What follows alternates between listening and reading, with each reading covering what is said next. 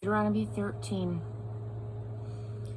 When a prophet or visionary gets up in your community and gives out a miracle sign or wonder, and the miracle sign or wonder that he gave out happens, and he says, let's follow other gods.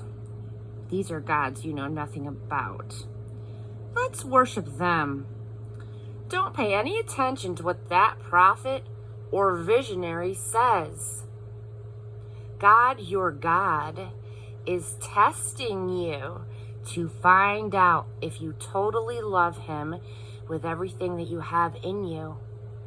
You are to follow only God, your God. Hold him in deep reverence. Keep his commandments. Listen obediently to what he says.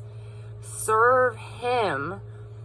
Hold on to him for dear life.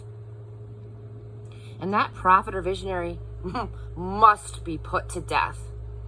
He has urged mutiny against God, your God, who rescued you from Egypt, who redeemed you from a world of slavery, and put you on the road on which God, your God, has commanded you to walk. Purge the evil from your company. And when your brother or son or daughter, or even your dear wife or lifelong friend comes to you in secret and whispers, let's go and worship some other gods, gods that you know nothing about, neither you nor your ancestors, the gods of the peoples around you near and far, from one end of the earth to the other. Don't go along with him. Shut your ears. Do not feel sorry for him, and do not make excuses for him. Kill him.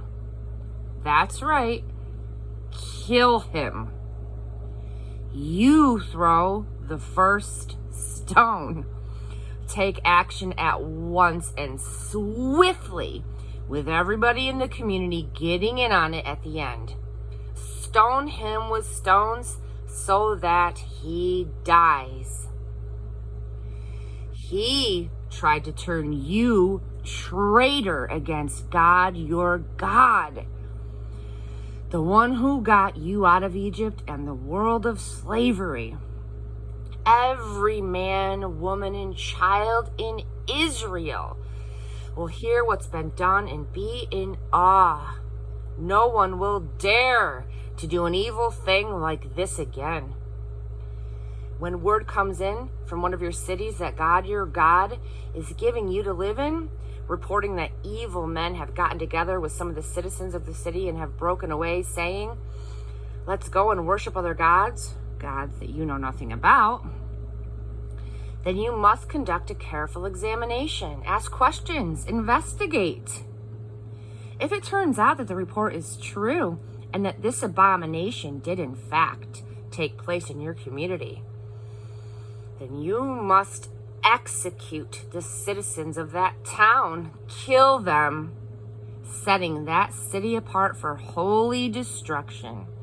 The city and everything in it, including its animals. Gather the plunder in the middle of the town square and burn it all. Town and plunder together up in smoke. A holy sacrifice to God, your God. Leave it there. Ashes and ruins. Do not build on that site again.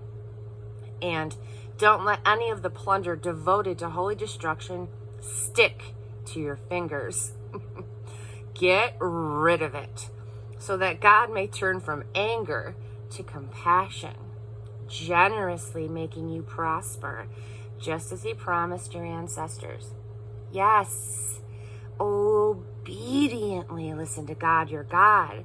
Keep all of his commands that I'm giving you today. Do the right thing in the eyes of God, your God. Chapter 14. You are children of God, your God. So do not mutilate your bodies or shave your heads in funeral rites for the dead. You're a people who are holy to God, your God. God chose you out of all the people on earth as his cherished personal treasure. Do not eat anything abominable. These are the animals you may eat: ox, sheep, goat, deer, gazelle, roebuck, wild goat, ibex, antelope, mountain sheep, any animal that has a cloven hoof and chews the cud. But you may not eat camels, rabbits, and rock badgers, because they chew the cud, but they don't have a cloven hoof that makes them ritually unclean. And pigs. Don't eat pigs. They have a cloven hoof, but they don't chew the cud, which makes them ritually unclean. Don't even touch a pig's carcass. This is what you may eat from the water: anything that has fins and scales. But if it doesn't have fins and scales, you may not eat it. It's ritually unclean. You may eat any ritually clean bird. These are the exceptions, so don't eat these: eagle, vulture, black vulture, kite, falcon, the buzzard family, the raven family, ostrich, nighthawk, the hawk family, little owl, great owl, white owl, pelican, osprey, cormorant, stork, the heron family, hoopie, and bat. Winged insects are ritually unclean. Don't eat them, but ritually clean winged creatures are permitted. Because you are a holy people to God, your God, do not eat anything that you find dead. You can, though, give it to a foreigner in your neighborhood for a meal or sell it to a foreigner. Do not boil a kid in its mother's milk. Make an offering of 10%, a tithe, of all of the produce which grows in your fields year after year. Bring this into the presence of God your God at the place that he designates for worship, and there eat the tithe from your grain, wine, and oil, and the firstborn from your herds and flocks. In this way, you will learn to live in deep reverence before God your God as long as you live. But if the place God that your God designates for worship is too far away, and you can't carry your tithe that far, then God your God will still bless you. Exchange your tithe for money and take the money to the place that God your God has chosen to be worshipped. Use the money to buy anything that you want: cattle, sheep, wine, or beer, anything that looks good to you. You and your family can then feast in the presence of God your God and have a good time. Meanwhile, do not forget to take good care of the Levites who live in your towns. They won't get any property or inheritance of their own, as you will. At the end of every third year, gather the tithe from all of your produce of that year and put it aside in storage. Keep it in reserve for the Levite, who won't get any property or inheritance as you will, and for the foreigner, the orphan, and the widow who live in your neighborhood.